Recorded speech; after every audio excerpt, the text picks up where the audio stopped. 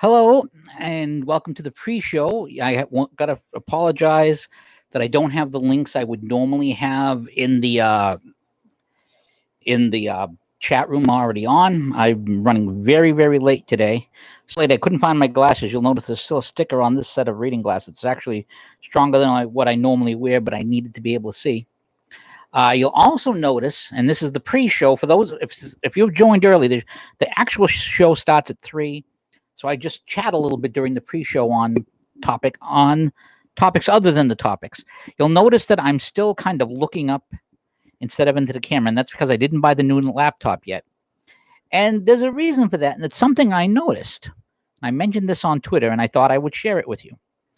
I work till midnight I work Sunday to Thursday, and I get out at work at midnight, and I get home around 12:15, 12:30. My wife works till 11. As a nurse, she sometimes works longer. She usually gets home around midnight. And it occurred to me that what normally happened when I would get home is I would grab my laptop, boot up, take a look at what's on Instapundit, take a look at what the chat is around. And I would talk to my wife while I did my writing, my thing, and some computer. Now, since my screen went and I have to basically hook up the laptop to an HDMI screen, and I usually leave the laptop upstairs hooked up to the big screen there, instead of rushing to turn on the computer and talking to my wife with one ear open with my attention split, if she's awake and on days off, obviously she's just sleeping, I sit down and talk to my wife. And I'm not distracted by a computer screen. I'm not distracted by Instapundit. I'm not distracted by anything else, because in the reality is all those other things will still be there when I'm done talking to my wife. And it occurred to me, this is a pretty good lesson. This is a good blessing in disguise. It's like when I decided, I don't need that cell phone. And I wonder, how many times do people ignore the people in front of them, the actual real life, to have a discussion of a virtual life? And that's the lesson my broken laptop has taught me, and it's a good lesson to have in place. So that's my little pontification before we begin. But it's now 3 o'clock, which means that officially the Tech Guy Off the Radio Livestream podcast is on. I want to thank you for joining us. I want to apologize. I have promoted today less than any other day because I've been running around. I've been very busy. I've not had the time to promote the show the way I would normally promote it. So we're probably going to have an audience that even Joe Biden can beat today. So, but anyways, we're still here. So if you're watching live, I'm delighted to have you. If you're not watching live and watching it later, delighted that you decided to take some time to hear what I had to say on the issues of the week and the issues that we're talking about today. And I want to start with a gratuitous plug, because, the world needs more gratuitous plugs. And I'm going to do a gratuitous plug for a friend of mine, Evan Sayet, the comedian. Now, you have probably are aware of his famous speech from about 8 years ago concerning conservatism, which, if you have not, just look up Evan Sayet's speech on YouTube. You'll see what I'm talking about. You also may have seen his comedy special. I actually attended his tour when it was in Boston, and he has a comedy special. Last time I looked, it was still free on Amazon. So if you haven't seen it, go to Amazon and check it out. You may have read his book, The Kindergarten of Eden, which I highly recommend. Great book, and talks about. I think it explains really a lot of what we've seen today. The premise being that we've created a society so safe that you have people who don't have to create their own issues. And he has something coming out. It is not out yet, but it is coming. And I wanted to mention it so that when it comes, you can see it. And I'm trying to bring this thing up so I can show it to you. And it's called The Woke Supremacy An Anti-Socialist Manifesto. The book is not out yet. You may be able to pre-order it on Amazon, but the book is not out yet. But anything Evan Sayet does is basically worth your time. So I strongly recommend you check that out. You will not regret it, because anything he does is all right. And no, this is not a paid endorsement. I just like Evan, and I know that he does good stuff. And if you're the type of person who likes this podcast, you will definitely like Evan Sayet's book. And I'll give you the title one more time, so you will not be able to forget it. The title is The Woke Supremacy, an Anti-Socialist Manifesto. And if you are a leftist, you will be triggered immediately by the American flag on the cover. So that's life for you. So let's get started on today's topics. Now, the first topic I want to talk about is something I didn't think we'd be talking about. Now, you might remember a couple of weeks ago, I put out a piece talking about how the language that the left was using concerning the riots in Portland was exactly the language that the Charleston Mercury and James Buchanan and other defenders of slavery were using against the North before, in terms of why they shouldn't interfere with some, why they shouldn't interfere, why they shouldn't touch slavery or anything like it, or guard the federal forts and so forth. And I thought that was the fact that it sounded the same was rather astounding.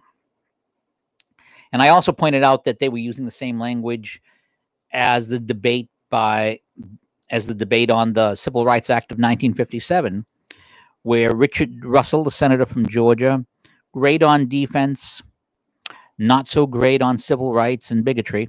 In fact, on defense, there's an interesting quip about him, where he was always big, fund the military.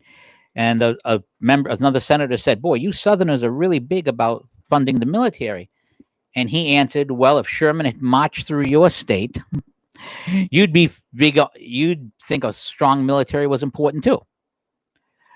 But I wrote about that. And in fact, I even appeared on Fault Lines Radio in D.C. to talk about it a little bit. And they had me on. That was very nice of them to have me on. They gave me plenty of time to make my point. But they didn't think much of the point. And they thought it was a reach that to equate these Democrats with the secessionists of the 1860s. And my big irony, to me, the biggest irony about that was that we've literally seen the left go all in. Confederacy bad, take down those statues, and forgetting the facts that the great line from C.K. Chesterton, explain why that fence is up, and then I'll let you consider taking it down. Forgetting that by federal law, Confederate soldiers are considered American soldiers. And again, that was part of the reconciliation process. The reconciliation was huge, and some of the actions of some of the most notorious generals of the Confederacy to help along reconciliation were very, very important. But forgetting all of those things, that I say, hey, you're using this language and tactics of the Confederacy, and you want to take on these statues. Isn't this a little odd? Well, apparently, I was understating the issue. And apparently, I was understating the issue badly. And I want to illustrate that via a story from the New York Times and a post I put up on the subject that I think really makes my point. And I think it makes my point so much that I obviously understated this. By the way, you might notice this hat's kind of old and beaten up. Those of you who've seen me in CPAC will recognize it. It's one of the first. It's like the second hat I ever had of the nature, and I would wear it occasionally and loan it out occasionally in the early CPACs when we bloggers were still separate from the regular media. And I must admit, I think I liked it better that way, because in those days we had access to the conservatives, because they trusted us bloggers, because they knew that we bloggers were not going to play the mainstream media games with them. But now that we're mixed in with the media, it's a very mixed blessing. We no longer have the trust of people willing to talk to us. But I'm getting off topic a little bit. So, as I am wont to do on occasion. So, anyways, I want to read you this piece. This is a piece I wrote earlier. My lead piece today called "Is John Podesta Wargaming Secession Confederate enough to make my point?" Now, I want to give you a quote from my piece that I mentioned, the original piece. And it says, "Now I readily concede that given our current education system and the lack of interest in reading anything but Howard Zinn communist-approved history, some of these debates and arguments might not be familiar with the current Democrat leadership like Nancy Pelosi, or Democrat mayors like Ted Wheeler, or journalists like Brian Seltzer, let alone the rank-and-file leftist Democrats posting on Facebook and Twitter. But as someone who has read this stuff, I find it incredibly interesting that the arguments of today's Democrat left media argue the arguments of the slaveholder and the defenders of Jim Crow and are being made under the banner of Black Lives Matter." And as I mentioned, my appearance on Fault Lines Radio in DC. And then I saw this tweet from Ben Smith. "New, John Podesta played Biden in an election war game and refused to concede in a scenario that looked a bit like 2016. And he links to a New York Times piece. And the Times piece, I want to read you a full big quote from the Times. This is New York Times piece. Now, remember, this is the New York Times. This is one of the organs of the left that is used to promote their arguments. So this isn't coming from a person like me who distrusts and dislikes the left and wants to make them look bad. This is not coming from any politician who is trying to link the Confederacy to the Democrats. This is not coming from the Trump administration, which I think it should come from, frankly, because if Donald Trump mentions it on Twitter, it'll get around. In fact, I would suggest, what I'm going to do right now, I'm going to take this, since I'm suggesting it, I'm going to put down my mic for a second. And I'm going to put it on my laptop, and I'm going to move this over here because I want to tweet this out. Talking about the Democrats and CC SSIO election 2020's edition on the podcast, on the live stream. Listen here.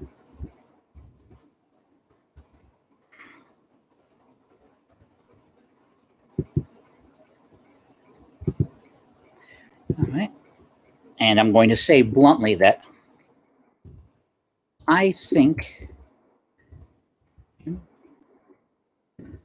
Jim Hoft, Don Schuber, Insta pundit, Ed Driscoll, Ed Morrissey, and Kurt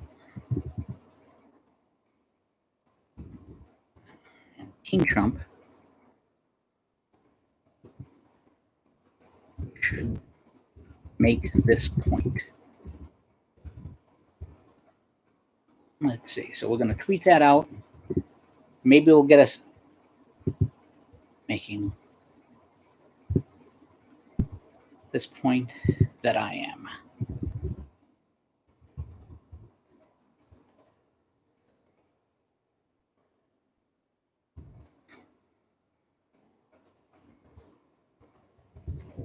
POTUS.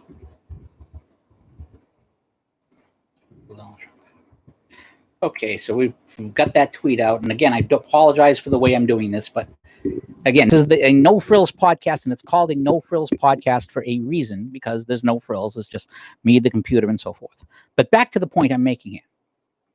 So here's the quote from the New York Times. But conveniently, a group of former top government officials called the Transition Integrity Project, which is probably named in the same way that North Korea is called the Democratic Republic of North Korea, actually gamed 4 possible scenarios, including one that doesn't look different from 2016. Now, I want to stop the quote for a second. So these are people who are wargaming possible scenarios for the election. So these are people making plans based on what are the things that could happen. A big popular win for Mr. Biden, a narrow electoral defeat, presumably reached after weeks of counting the votes in Pennsylvania. For this war game, they cast John Podesta, who was Hillary Clinton's campaign chairman, for the role of Mr. Biden. They expected him to concede when the votes came in, just as Mrs. Clinton had. Now, if you might remember John Podesta, he was a Clinton guy. He's been a big Democrat guy for a long time. But he was also the fella that they sent out when Hillary Clinton did not want to appear on that stage to tell the people all assembled there that I blew it. They sent out John Podesta to say, we're still counting votes. Go home. We'll have more to say tomorrow. While at the same time, Clinton is calling Trump because she didn't have, she was going to lead the free worlds, but she didn't have the balls to tell her own supporters, I lost. Yeah, that would have been working out well. So again, let's get back to the article. But Mr. Podesta, playing Mr. Biden, shocked the organizers by saying he felt his party wouldn't let him concede, alleging voter suppression. He persuaded the governors of Wisconsin, Michigan to send pro-Biden electors to the Electoral College. In other words, we are going to ignore what was said, what the actual votes, and send our own thing. We're going to make our own. We're not going to accept the actual results. Sound familiar? In that scenario, California, Oregon, and Washington then threatened to secede from the United States if Mr. Trump took office as planned. The White House names Mr. Biden, the House names Mr. Biden president. Now, that in itself is funny. And I'm going to get to that in a little. The Senate and the White House stuck with Mr. Trump. At this point in the scenario, the nation stopped looking to the media for cues and wanted to see what the military would do. Now, remember, this is not some schlub at a Black Lives Matter rally. This isn't some feminists shouting, "Ah!" That's coming up with this. This isn't a local mayor or even some governor. This is John effing Podesta, the guy the Democrats sent out to the crowds to reassure them and send them home on election night because Hillary couldn't face them. He's been in a power in the Democrat Party for decades. One of the biggest players for years. And this guy, representing a party supposedly outraged over the statues of Confederate generals and statesmen in the public square, part of a party that's been saying Donald Trump will not accept the results of this election, is actively wargaming blue Democrat states, threatening to secede from the union if they don't like the election results. Now, given this fact, my comparison between the current Democrat leadership and the Democrats of 1860, it's not only validated, but on reflection, I think I understated it to the extreme. Because that's what actually happened in the election of 1860. When Lincoln won, the South didn't wait for Lincoln to do anything provocative. They didn't wait to see what he would do. And Lincoln said bluntly, I'm not going to do anything. I'm not going to, it's up to you guys if you're going to want to start a civil war.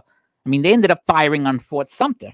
Lincoln tried to resupply it. And once they realized that it was going to be resupplied, the decision was made by the South to fire on the fort. And that thus started the war. But the southern states literally, and you'll recall, if you've been watching this podcast, you'll recall that I read a speech from Senator Benjamin Wade just after the election, before something, saying, listen, we've all been playing by the same rules for all these years, and now now the South is going to say, because we don't like the result, we're not going to play by the rules anymore? And you expect us to compromise on that? If you won, you wouldn't expect it. You would rightly expect us to give you the power, as we have every other time. This is 2020, and they're talking secession. And remember, this is the New York Times talking about this. If this was not something they wanted to float, the New York Times, you wouldn't put that in the New York Times. You would not discuss this. You would not want to go near this thing. But yet, here is John Podesta openly talking about this, openly saying it, reported in the New York Times. Now, I think that's pretty significant. I also think it's a joke. It's a bluff. Now, I want to be careful about this, because you'll remember that there were people who said that the whole idea that there would be a civil war was a bluff. That the whole idea that the civil war would take place. Remember, Shelby Foote mentioned that there was one guy who said he'd be able to wipe up all the blood spilled in a civil war with a pocket handkerchief, because there was not going to be any war. And he said a person could do a pretty good master's thesis in figuring out how many pocket handkerchiefs it would have taken to sop up all the blood from that war. But what I think is amazing is that people are talking about this is their plan. This is not just a question of the Democrats doing this game here. This is their plan. Their plan is to try and muck up the election long enough for it to go to the House, so that the House can put Nancy Pelosi in as president, because she's third in line as House Speaker. Now, this assumes a couple of things. This first assumes that the Republicans do not take the House. And I think that assumption is not as bright as they might think. Because the attacks on the NRA, the violence, this is playing very poorly in the swing contribution to the Republicans running in swing districts, because it makes the Democrats in those swing districts look terrible for them. It's going to kill them in swing districts in Pennsylvania. It's going to kill them in other places. And if they don't realize it's going to kill them, the more fool them. But there's something else about this. If there's a dispute on electors, the vote goes to the House. Now, let us assume for a moment that despite what I think is going to happen, that every single incumbent wins. And every person who wins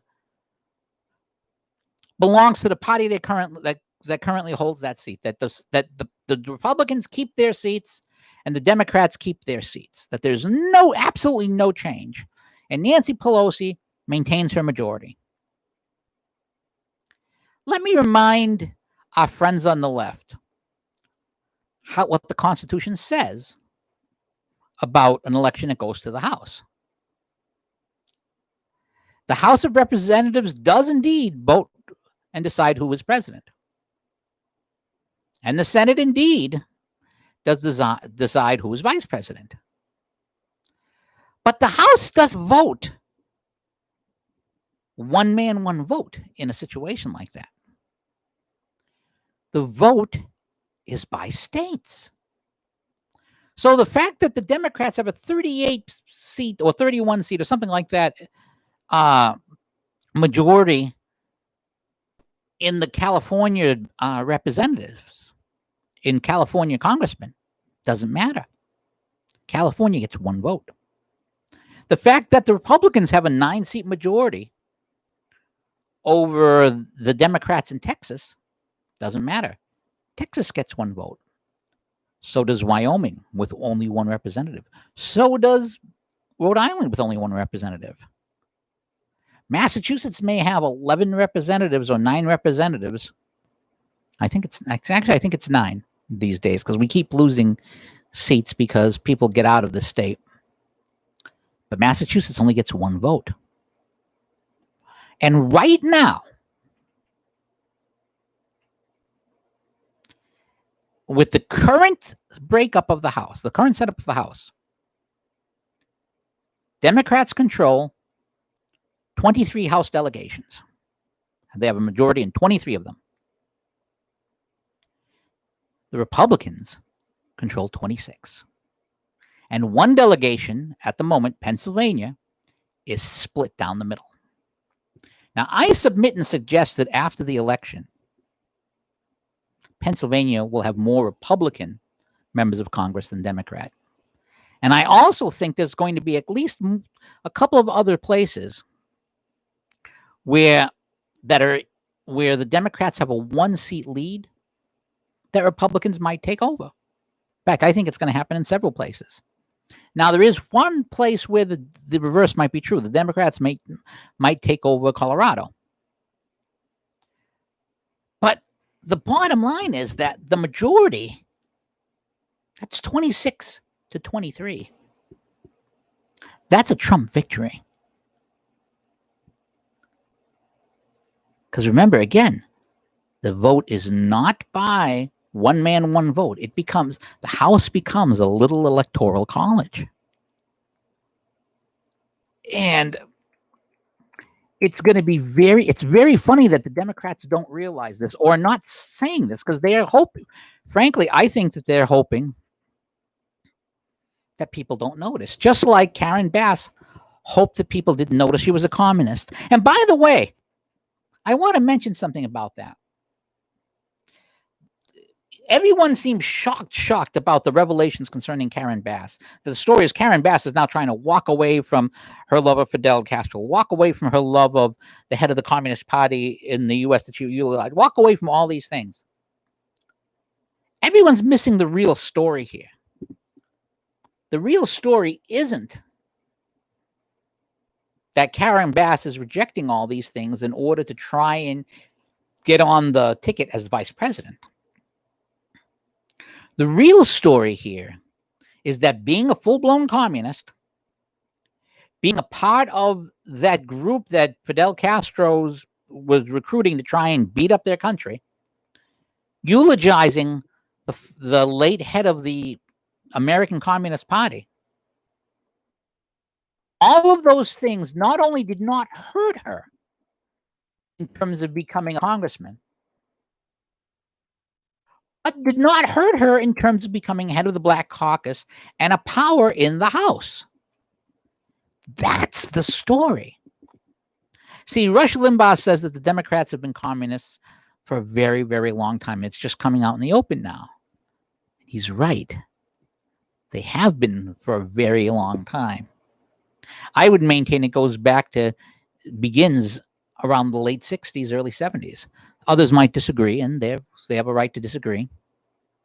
Okay, I got to say hi to Juliet.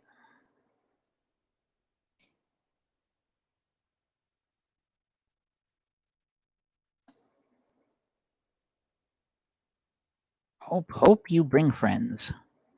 Give a shout out to Juliet, and we'll encourage her to bring friends.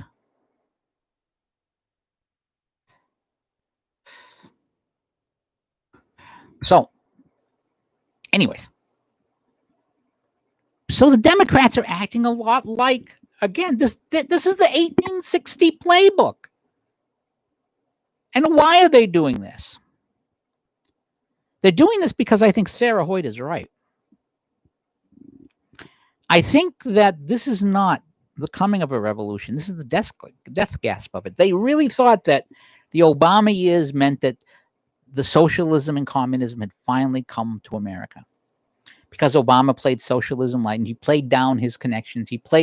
He was able to mask the way he was, or at least the media didn't care. The media had no interest in reporting on this because first black president, like the first female doctor who could not be a failure, you could not say anything bad because that could hurt the cause. Well, the correction here has been interesting. And I'm confident about the future, although I may not live to see the final resolution of this. But Stacey McCain alluded to this when he mentioned his 21-year-old son. And that's at my church, at least. I keep seeing large families. I keep seeing people with 4 kids, 5 kids, 6 kids. In 15, 20 years, all those kids are going to be voting. And maybe the Democrats will pick off one. That's still votes. I'm sorry, I just saw the image from the President Trump's 404 page. It shows an image of Hillary Clinton behind. Ral, you got to see this. An image of the 404 era page shows Hillary Clinton holding a microphone behind a stand that says President of the United States. It says, oops, this is awkward. You're looking for something that doesn't exist. Take a look at the era page on the homepage, but be aware that my camera's on if you don't want to be on camera. Is that or is that not funny? That's the wife. That's the wife. I love the wife. The wife is very nice. I'm very happy to have and very lucky to have the wife. Let's put that bluntly, as I mentioned earlier. But I'm telling you right now, this is where these guys are going because they're panicking. And the panic, and they have a reason to panic. Because look at what has happened in Portland. You know, remember the media thing. This is only because the feds are there. This is only because of the federal presence. And now they're trying to burn down police stations and so forth. And the mayor is suddenly deciding, hey, this is a problem here. The feds are gone. He can no longer blame it on the feds. And I swear to God that, again, President Trump is playing 3D chess with these guys. Now that the feds are gone, they suddenly cannot blame. It's sort of like what happened in Israel when Sharon pulled out of the Gaza Strip. Suddenly, you could not blame the occupation of the Gaza Strip. You just can't do it. You can't blame it on they can't blame the problem on the Jews because they were not there. And the Democrats are doing everything they can to avoid criticizing these people. And part of it, and this wasn't on the menu, but I want to bring this up. Part of it is because they understand that the Antifa people, not only do they need their votes, but you're dealing with homicidal maniacs.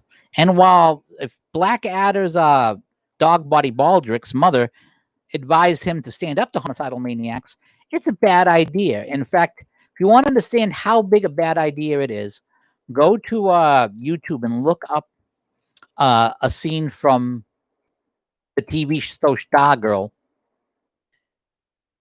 where it says Tigress kills the fiddler. Just look at that, and that's the Democrats and Antifa. They don't dare insult them. They don't dare upset them because they know that the apostates will get it first. And anyone who criticizes them are apostates, and they're going to get it first. That's the problem there.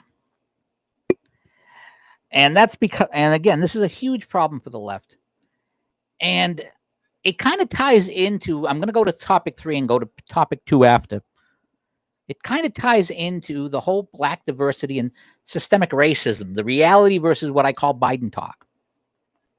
Now, Joe Biden famously said that Latinos are diverse, unlike blacks. And what I thought interesting about the statement is that Biden could have put it a different way without getting people outraged. Well, he probably would have gotten people outraged anyways. But you have, and I've made this point many years ago when Massachusetts decided instead of running a Tea Party-based candidate to run a fellow by the name Gabriel Gomez, who was a fan of Barack Obama, despite being a Republican, and who might have voted with Republicans sometimes, but I wouldn't have trusted him on Supreme Court things. Well, they touted him as Hispanic. He's Hispanic. Well, he's from a particular Latin American country. And you know what? I work with a lot of people. English is the second language where I work. I work around a lot of people who don't speak English, and I can't understand. When the ladies around me will have conversations, and they'll be laughing, and I have no clue what they're saying. I pick up a word here or there, but I have no clue. But they're from the Dominican Republic, and Puerto Rico, and Mexico, and El Salvador, and Colombia, and they have all these different cultures. Now, blacks in America, there are a portion of black Americans who were born in Africa. But black Americans, because of transatlantic slavery, that culture isn't there.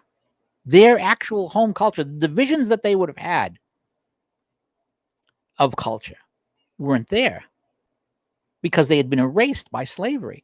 So you had basically a homogeneous black culture form, a distinctly American culture, as a matter of fact. In fact, I would go so far as to say, because slavery was highly practiced in Africa and was still practiced in Africa after the transatlantic. One of the dirty little secrets of the British ending the transatlantic slave trade is that they didn't end the inter-African slave trade because they wanted to stay friends with the African leaders who were upset about them ending the transatlantic slave trade. Is that, the slave trade existed internally for 100 years. I'm going to talk more about that in a few weeks because it deserves its own topic. But you could almost say that the idea of slavery being a wrong was cultural appropriation by those who said it, because it was the West and Western civilization that first came up with this radical idea of emancipation and slavery being wrong. That's if you're thinking that, if you think slavery is wrong, and you're co-opting Western civilization there. You are co-opting the British. You are co-opting Ben Franklin. That's not your culture. But I digress about that. But I wanted to bring this up because I've been reading about the Civil War. I've gotten past the Civil War now. And I'm reading a bit about Reconstruction. And I was reading the report sent to the government by General Schultz about the situation in the South. And one of the things I noticed from this report was the assumptions of the white former slaveholders. And in many places, the assumption was you're not going to be able to get black people to work. They're not going to work hard. They're not going to be able to produce. You're not going to be able to pay. As paid laborers, they're not going to work hard. They're not going to work at all. And in fact, a lot of these same people were saying that white people shouldn't have to farm or dig. In fact, when one person noted that in Texas, it's not uncommon, and this is again 1866, for a white person to be digging and planting their own cotton. They were practically chased out of the place because that was considered, practically blasphemy. But I was reading the situation for the various slaveholders and the various slaves, the people who'd been freed. And the assumptions by the slaveholders concerning blacks were incredible. And if you want to know what systematic racism was, if you want to know what systematic racism is, you want to read some of this stuff, because this stuff is really, if you read it, you'd be shocked. And you should be shocked. And again, I was talking about Major General Carl Schurz, and he wrote this in 1865. There's a report to the government. I want to read you this little clip from it. A belief, conviction, or prejudice, or whatever you may call it, so widely spread and apparently so deeply rooted as this, is certainly calculated to have a very serious influence on the conduct of the people entertaining it. And this is, and then again, I should have started a paragraph before. This is the paragraph before. That the result of the free label experiment made under circumstances so extremely unfavorable should at once be a perfect success is too no reasonable person would expect. Nevertheless, a large majority of the Southern men to whom I came in contact announced their opinions with so positive an assurance as to produce the impression that their minds were fully made up. In at least 19 cases of 20, the reply I received to my inquiry about their views of the new system was uniformly this, quote, "You cannot make the Negro work without physical compulsion." That is systematic racism. You want to know what systematic racism is? That's systematic racism. That kind of a belief. And that systematic racism was there, and it gets worse.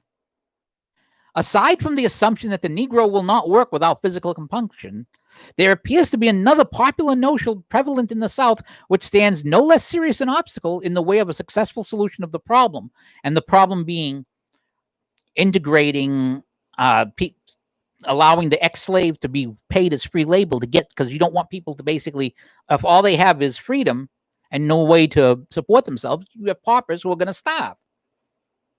There appears to be another popular notion prevalent in the South, which stands no less serious. It is that the Negro exists for the special object of raising cotton, rice, and sugar for the whites, and that it is illegitimate for him to indulge, like other people, in the pursuit of his own happiness in his own way. Although it is admitted he had ceased to be the property of a master, it is not admitted that he has the right to become his own master. That's systemic racism. If you want to talk systemic racism, you want to bring up the word systemic racism. That is systemic racism. That is actual systemic racism. And I can go you one further concerning that. As I said, I've been reading about these things.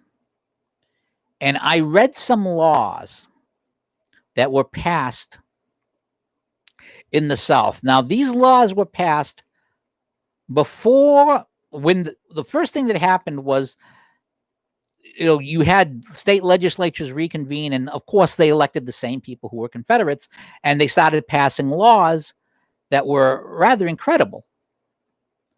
And that's when, the North said, we're not seating these people. We're not letting these things take place. But I want to read you that this is from the Mississippi Vagrant Act of November 24th, 1865. This is an actual law. Section 2 provides that all free men and free Negroes and mulattoes, which is the term they used for people of mixed race, in this state over the age of 18 years, found on the second Monday of January 1866 or thereafter, with no lawful employment or business, or found unlawfully assembling themselves together either in the day or night time, shall be deemed vagrants, and on conviction thereof shall be fined a sum not exceeding $50. Now, just to give you an idea, a soldier might make $15 a month. And you might remember from the movie Glory that black soldiers were authorized for $10 a month, and many wouldn't take the pay because they said it wasn't, the white soldiers were getting $13 a month. So $50 is a lot of money. Section 5 provides that in case any freeman or free Negro or mulatto shall fail for 5 days after the imposition of any fine or forfeiture on him for violation of any of these positions, or to act to pay the same, that it shall be and hereby made the duty of the sheriff of the proper county to hire out said freeman, free Negro, or mulatto to any person who will, for the shortest period of service, pay said fine or forfeiture at all cost. So, again, this is slavery. This is slavery under a different name. That's the Vagrant Act. And again, here's a law from Florida, an act in relation to contracts of persons of color. Section 1 provides that all contracts with persons of color shall be made in writing and fully explained to them before two credible witnesses, with an affidavit of one or two witnesses setting forth that the terms of said contract were fully explained to the colored person, so that he or she had voluntarily entered into any and signed the contract, and no contract shall be of any validity against any person of color color or less so filed, provided that contracts for service and labor may be made in less time than 30 days by patrol. And again, the laws, if they fail to live up to these contracts, they do not work, suddenly you can be, you have a fine, suddenly you can be forced to labor. An act for prescribing additional penalties for the commission of offenses against the state. It shall not be lawful for any Negro, mulatto, or other person of color to use, own, or keep in his possession or under his control a Bowie knife, a dirk, a sword, or firearms or ammunition of any kind unless he first obtain a license to do so from the judge of the probate of the county from where he be a resident. So when you see Chicago putting onerous rules on the people to possess firearms and exercise the Second Amendment, when you see DC do it, and you see Baltimore do it, and you see black residents being subject to the gangs who are armed when they are not, that's systemic racism. That is systemic racism. Going to a $50,000 a year college and having a conservative speaker show up to speak, that ain't systemic racism. Being on an NBA team and making millions and being expected to stand for the flag, that's not systemic racism. Having people be able to wear a Trump symbol, that's not systemic racism. There was an actual thing called systemic racism. There was an actual reason why the black culture, why what Biden said in an odd way was not incorrect. Because slavery had robbed the transatlantic slave trade specifically, had robbed black Americans of their individual cultures from Africa. So a culture was developed. And I will say again that black America's rise from slavery and abject poverty, from not having experience, with a very few exceptions, of a life outside of slavery, the vast majority of blacks who were held as slaves, they were free blacks in the North, rising to the point where blacks in other countries would give their eye teeth to a green card to come to America. It's one of the great American success stories. Black America is one of the great American success stories and was that for the longest time. And then the Democrats went for the Great Society and started attacking the black family. Now, black America is still a great success story, but the inner cities are not. And it's almost as if for the second time in their history,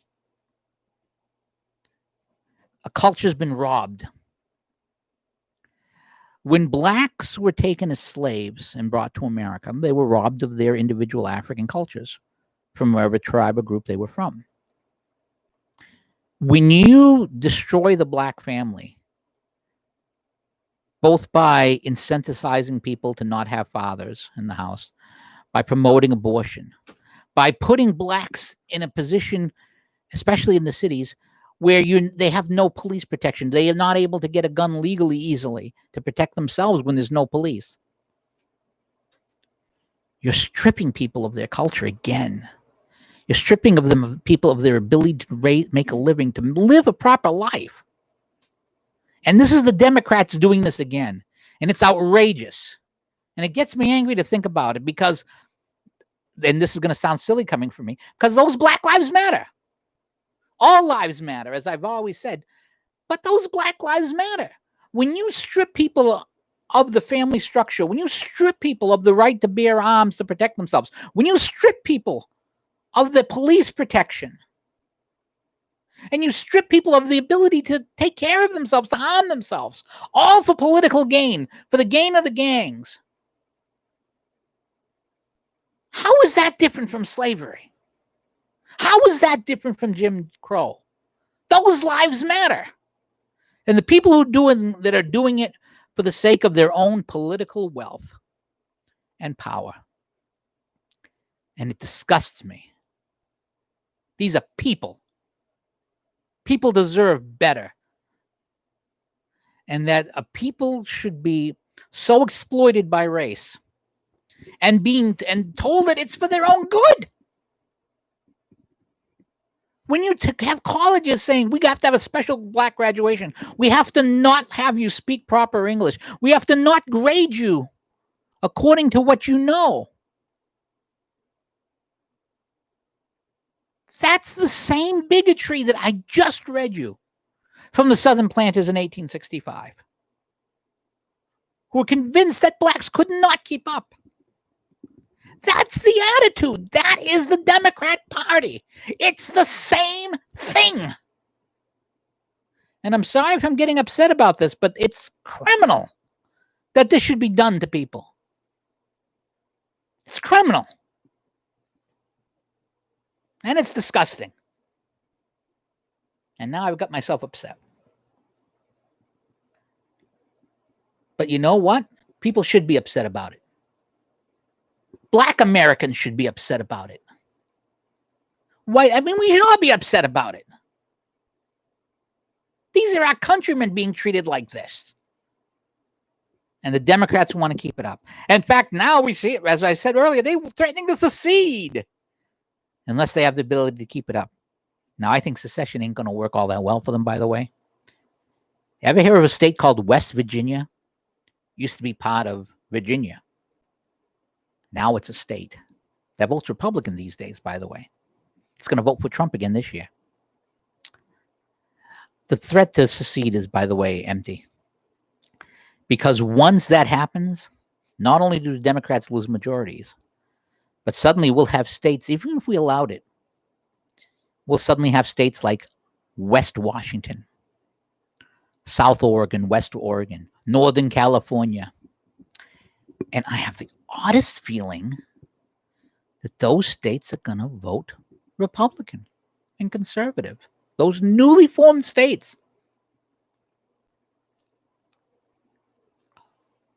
And that doesn't even count the idea of the water rights that they would have to worry about. That doesn't even count the corporations that would suddenly find themselves paying tariffs.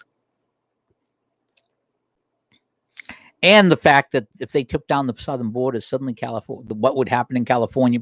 California would become Mexico. If you think that people are leaving California now, you wait till that happens. Of course, then they'd have a problem getting in because they wouldn't be U.S. citizens anymore. But the threat is empty. The threat is empty. And the federal government would have the power. You know, if you're not a state, you insist you're seceding? All right. Suddenly, California doesn't have those votes. Suddenly, California, Washington, and Oregon's votes are gone. GOP majority in the House.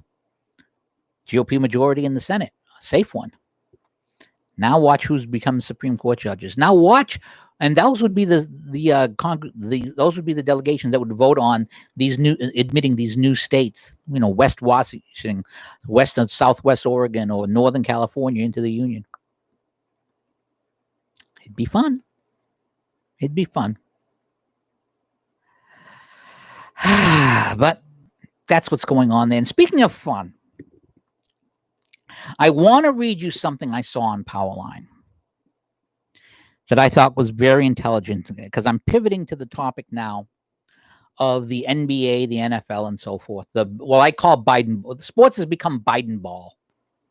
I call it Bidenball because they've decided to all go woke. This is Bidenball. It's not baseball. It's not basketball. It's not football. It's not hockey. It's Bidenball. And I have not watched any Red Sox game. For the first time in my life, I've been in a car with Red Sox games on and not turned on the radio and not even considered it. And the only sports I've seen at all has been if I'm at a restaurant eating and it'd be in the background. There was a WNBA on in the background, which I laugh about the WNBA because they're now finally drawing the same amount of people that the NBA is. So, and frankly, of all the sports, the WNBA is the only one that I would actually think would have an advantage if they became more woke, because that's their customer base to begin with. But the funny thing about this stuff is that this is all foolish. And I want to read you this piece. It's called "When Baseball Knew Better." This is from Powerline, John Hinderaker. And it's worth reading in full. And then I'm going to tell you a little bit about the ratings and so forth. When my friend Clark Griffith was involved for many years in Major League Baseball, his family owned the Washington Senators, then the Minnesota Twins, for close to a century. Clark at one time more or less ran the Twins, and he played a major role in marketing Major League Baseball as well. Some say the concept of standardizing team logos and making money by putting them on hats, shirts, and jackets originated with Clark. Clark wrote a response to my post on fans of voting woke baseball. And this was a special to Powerline. John, I became vice chair of the Major League Baseball Promotion Corporation in 1976. My intent was to turn it into a marketing, broadcast, and publishing company. My first act was to engage in a major audience survey. Nothing like this had ever been done before. We were searching for the reasons why people attended games.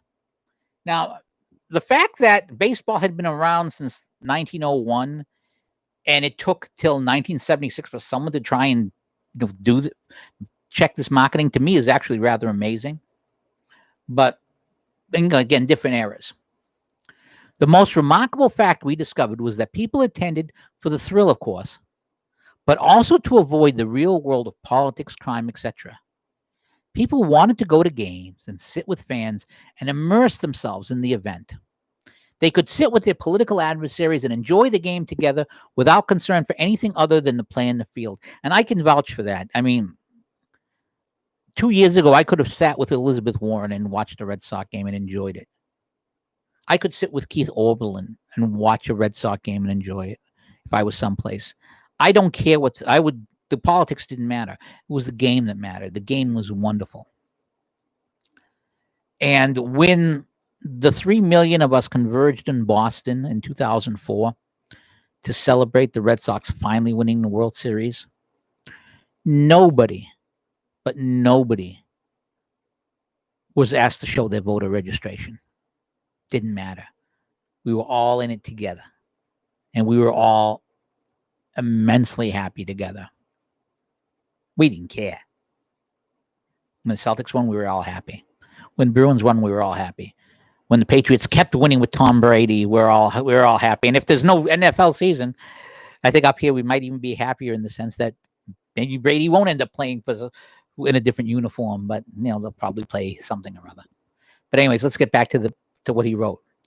I lectured owners and GMs on the subject, and they all adopted a no politics anywhere near the game approach.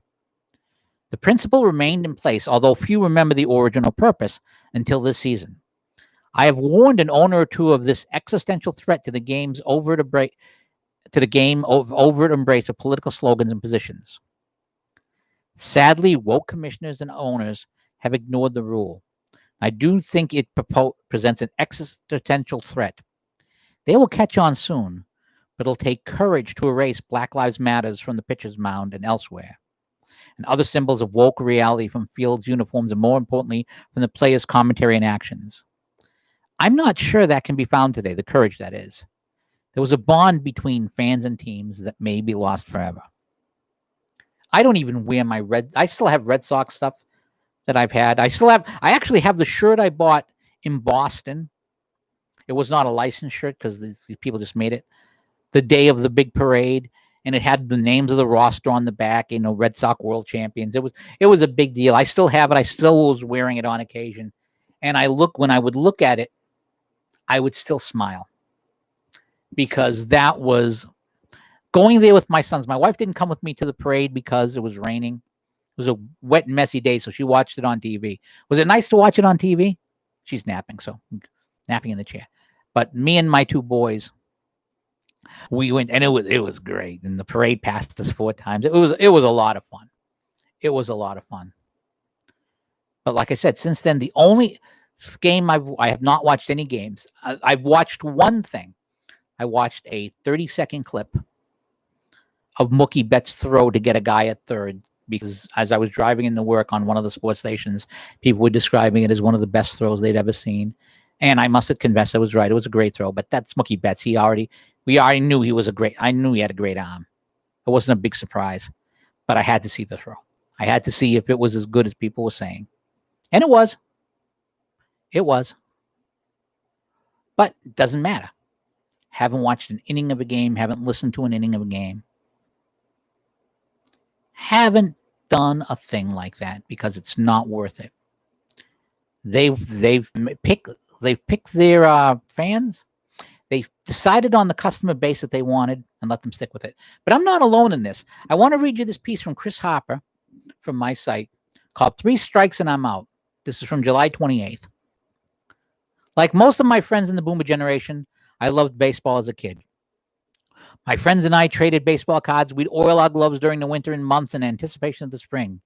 If we weren't practicing with the team, we'd hustle to a makeshift diamond our parents built in a nearby vacant lot. I played second base. I didn't quite have the arm of a shortstop. I usually batted second or third in the lineup because I was a good hitter. I stunk, by the way, myself. I loved the game, but I stunk. It's embarrassing to say, but it's true, but I still loved it. When I was 8, I wrote a letter to the New York Yankees and got a bundle full of photos and autographs and information about the team. When I visited San Francisco a few years later, my father bought me a baseball with all the team's autographs, including future Hall of Famers Juan Marichal, Willie Mays, and Willie McCovey. That's something. My love affair for baseball was sealed in Yankee pinstripes and giant orange and black.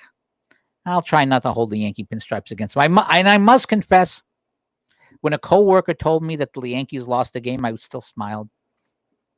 I mean, I can't help it. The Yankees losing is still always a nice thing for me.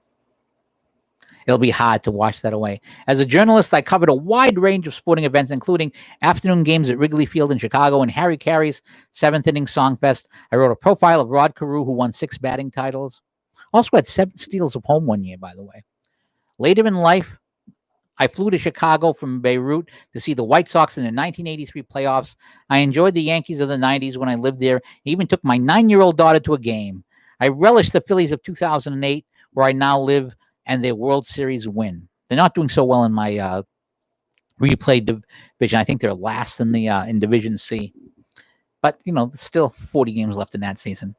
But those memories have now become tainted by the politically correct version of baseball today. Baseball used to be a game I could attend with my friends and talk baseball, not politics. Today, I have 2 heroes left in the game. One is San Francisco Giants pitcher Sam Coonrod, the only player to stand rather than take a knee, telling reporters after the game that as a Christian, he can't kneel before anyone but God. The other is Bryce Harper, who revealed a sports coat honoring the Fanatic and other pair of cleats that included feathers emblematic of the Phillies mascot. That was fun.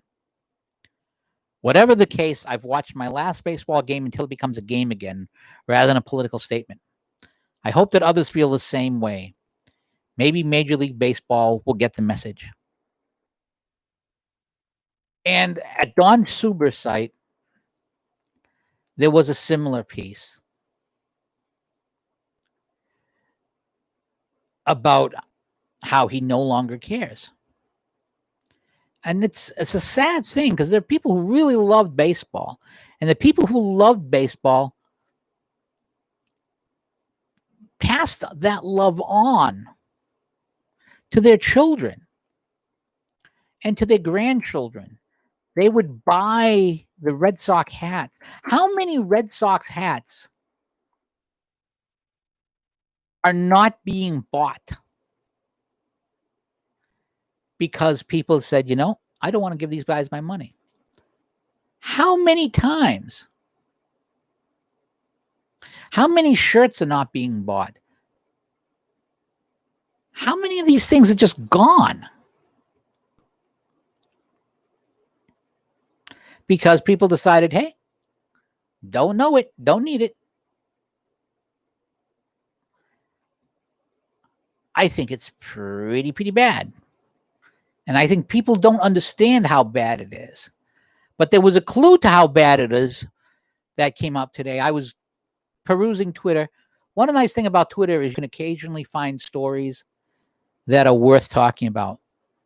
And I saw a tweet that had been reprinted someplace else that I retweeted from a guy by the name of Bobby Burak.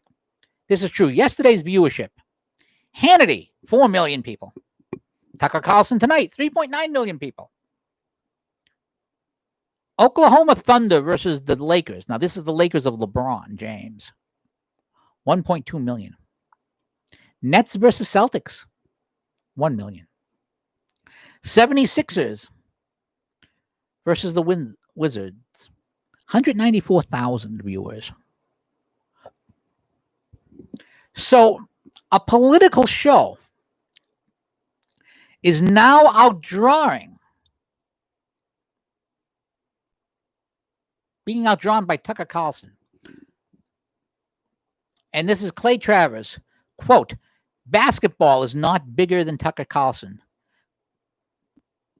Not bigger than Sean Hannity. Fox News broadcasts destroy the NBA head-to-head. Think about that. According to this, on Wednesday, 40 cable news shows drew more viewers than the top viewed NBA game.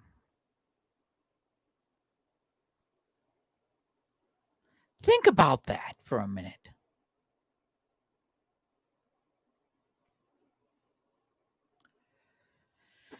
And look at the responses from some people. Good, I'm done with pro sports. The only one I used to watch was the NHL, but not anymore because they started kneeling.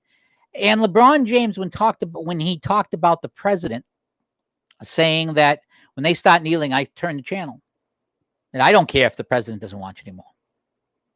Well, that's fine. And if you are only losing the president, it might work out. But tens of millions of people voted for him. And tens of millions of people are sick of being called out by these guys. And tens of millions of people do not want Marxism and do not want promotions for cultural Marxism and do not want the major sports promoting this stuff. They want to watch sports. I would love to be able to watch baseball, but I can't get the Black Lives Matter shit out of my head when I see it. It makes me angry now. I can't enjoy it anymore. The pleasure is gone from me because it's been decided that I, as a fan, am not the fan they want. I am not, as a Trump supporter, as a person who knows that Black Lives Matter is a Marxist organization, as a person who wants to fund the police, I'm not desired as a customer. I am not the customer that LeBron James wants. I am not the customer that the Boston Celtics wants. I am not the customer that the Boston Red Sox wants anymore. And that's fine. These sports have an absolute positive right to adjust their business model any way they want. That's their business model. That they want that to be their business model. That's their business. God love them. And I have the absolute positive right. And apparently an awful lot of others have decided to advance their absolute positive right to not bother viewing, to not bother to buy the jerseys, to not bother to buy the hats, to wear the hats, to not give them my money. 3 years ago, I mean, me and my wife, we went to Atlanta. We bought tickets to Braves games, went to 3 Braves games when I was in Atlanta. Red Sox, Braves. I was actually planning, of course, coronavirus killed it for this year, but I was actually planning a pilgrimage for our radio station, WQPH. There's one Marian apparition approved in the United States, and it's in Wisconsin. And my thought was, you know what we'll do? Here's how we'll draw extra people to the thing. We'll get tickets to some of the Reds. We'll make the pilgrimage around the same time that the Red Sox visit Milwaukee, because they only go once every 3 years now. And that way people can go to the game and go to the pilgrimage. We'll draw people. Ain't doing it now. Not interested. Not interested. Oh, there's something that's just been tweeted by Ed Morrissey. I got to mention this. Kasich's not the only odd establishment figure to get a speaking slot. The list includes members of the Leader Express Frequent Flyers Club, Politico. Kasich's at the Democrat convention, but AOC out ? I think that's hilarious. But Again, people chase the money what they think they can get. Now, for the LeBron Jameses and some of the others in the NBA, some of the people who already have big contracts, not going to affect them. They've already made theirs. But I got to tell you, when the next TV contract, when these ratings come back, and it's time for the next TV contract, it's going to be interesting. When fans are allowed back in the stands, now the NFL is smart. They're talking maybe 20% capacity. So if a good chunk of the fans decide to stay away, might not notice with 20%. In fact, the 20% that come might be people who like the idea of kneeling for the flag. I mean, conservatives aren't the only ones who like baseball, aren't the only ones who like football. I'm sure there are plenty of liberals who love football. So if the people who show up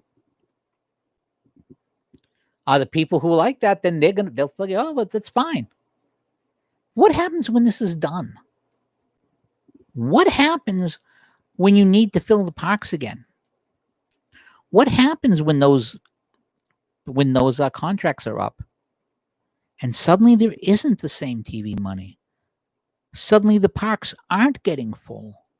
Suddenly people say, I don't want this. What are they going to do?